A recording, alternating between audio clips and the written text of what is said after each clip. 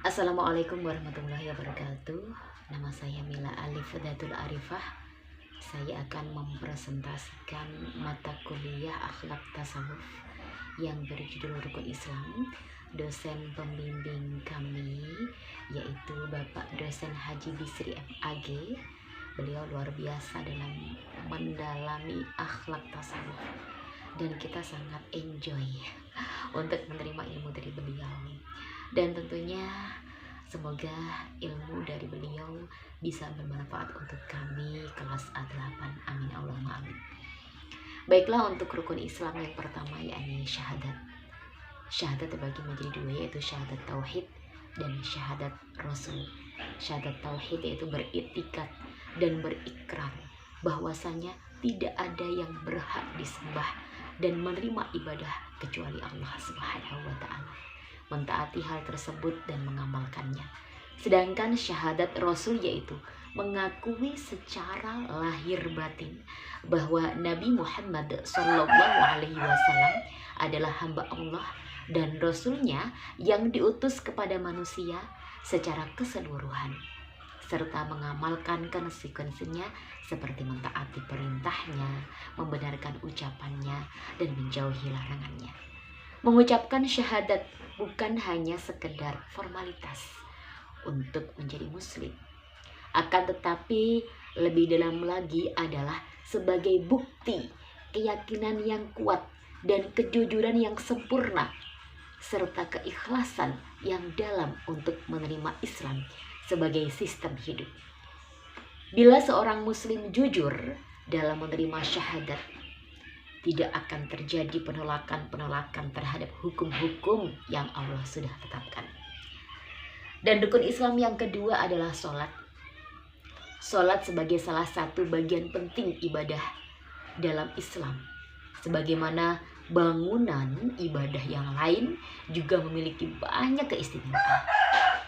Ia tidak hanya memiliki hikmah spesifik dalam setiap gerakan dan rukunnya, namun secara umum sholat juga memiliki pengaruh drastis terhadap perkembangan kepribadian seorang muslim.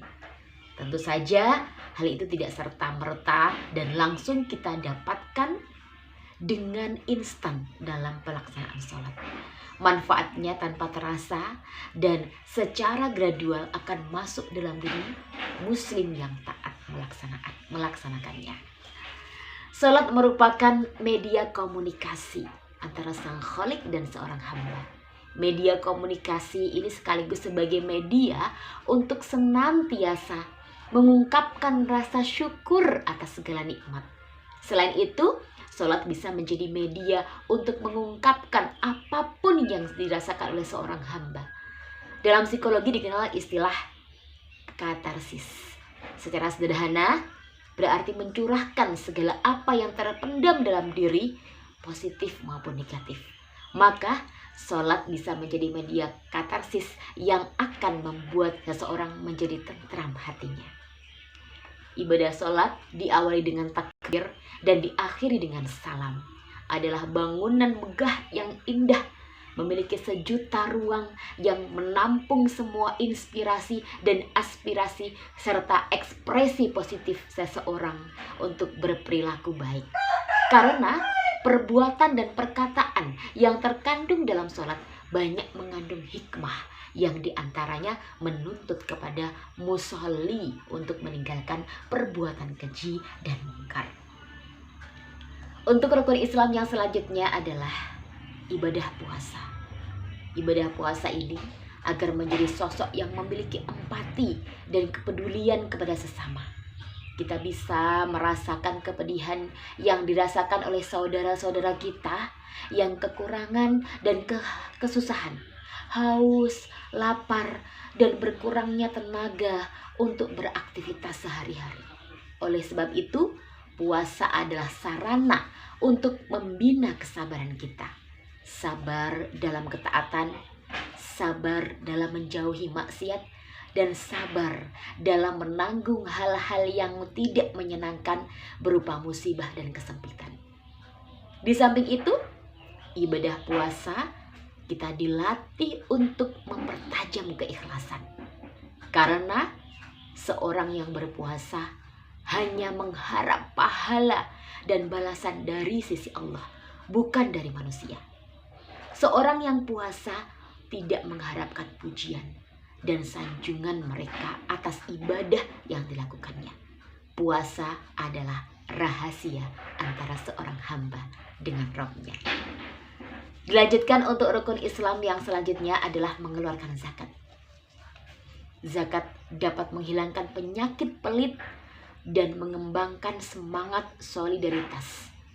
Zakat merupakan bentuk penanaman perasaan kasih dan sayang.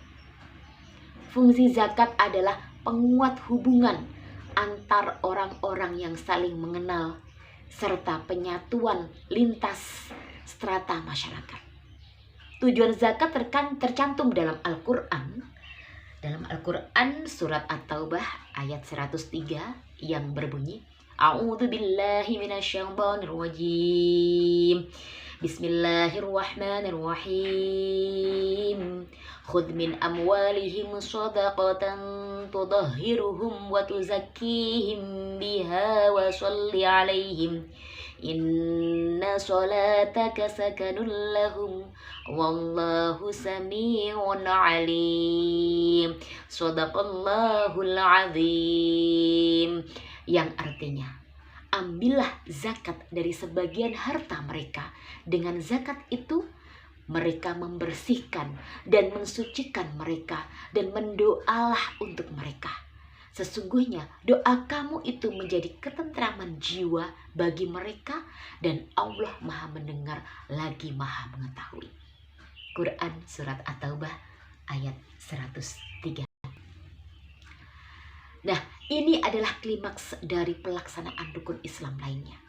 Bagaimana totalitas kita berserah diri untuk ibadah kepada Allah Subhanahu wa Ta'ala. Dan yang terakhir adalah haji. Haji adalah jihad harta, jihad fisik. Seorang muslim yang sedang menjalankan ibadah haji pada hakikatnya sedang menjalani penggemblengan akhlak, sehingga bila ia benar-benar menjalani ibadah dengan baik, niscaya akan ada perubahan pada kepribadian dan perilakunya. Semenjak pertama kali seseorang memasuki ibadah haji, yaitu dengan berikhram, maka ia tidak dibenarkan untuk berkata-kata jelek atau melakukan kezaliman terhadap orang lain. Bukan hanya perbuatan kezaliman, bahkan hal yang akan mendatangkan kata-kata jelek dan perbuatan zolim dilarang pula. Hal ini untuk membiasakan kita agar bisa menjauhi perbuatan-perbuatan tersebut. Allah Subhanahu wa Ta'ala berfirman dalam surat Al-Baqarah ayat 197. A'udzu billahi minasyaitonir rajim. Bismillahirrahmanirrahim. Al-hajju ashhurun ma'lumat. Faman farada fihinna al-hajj fala rafatha wala fusuqa wala jidala fil hajj. Yang artinya, musim haji adalah beberapa bulan yang dimaklumi.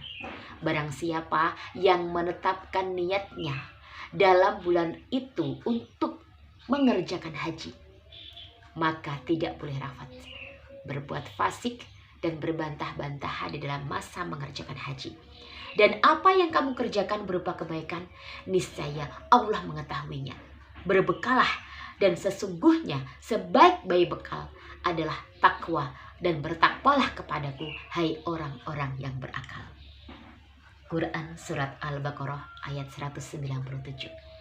Bila kita renungkan dan kita pelajari apa yang terjadi di sekitar kita dari kejahatan dan perbuatan yang tidak terpuji, niscaya kita akan berkesimpulan bahwa yang menyebabkan mereka melakukan perbuatan tersebut adalah dua hal, yaitu nafsu yang tidak dikendalikan dan kebodohan. Kesimpulannya adalah menurut Imam Ghazali, akhlak adalah sifat yang tertanam dalam jiwa manusia yang dapat menimbulkan dengan perbuatan yang gampang dan mudah tanpa memerlukan dan pertimbangan, tanpa memerlukan pemikiran dan pertimbangan. Dan tentunya mengucapkan syahadat bukan hanya sekedar formalitas saja. Jadi intinya kita harus yakin dan kuat dan jujur yang sempurna serta ikhlas dalam menerima Islam sebagai sistem hidup. Bila seseorang muslim jujur dalam menerima syahadat, tidak akan terjadi penolakan terhadap hukum-hukum Allah yang sudah ditetapkan. Dan seorang muslim yang sedang menjalankan ibadah haji pada hakikatnya sedang menjalani pengembangan akhlak. Itulah tadi ya dari saya ucapkan terima kasih kepada Bapak dosen Haji Bisri yang sudah membimbing kami kelas A8 di semester 2 ini. Semoga kita nanti bisa bertemu lagi di semester berikutnya. Kami berharap sekali sih Bapak dosen mengajar di kelas kami lagi. Semoga saja amin Allahumma amin. Ya mujibah sa'irin kabulah hajate ingkang saya mawon amin Allahumma amin. Wassalamualaikum warahmatullahi wabarakatuh.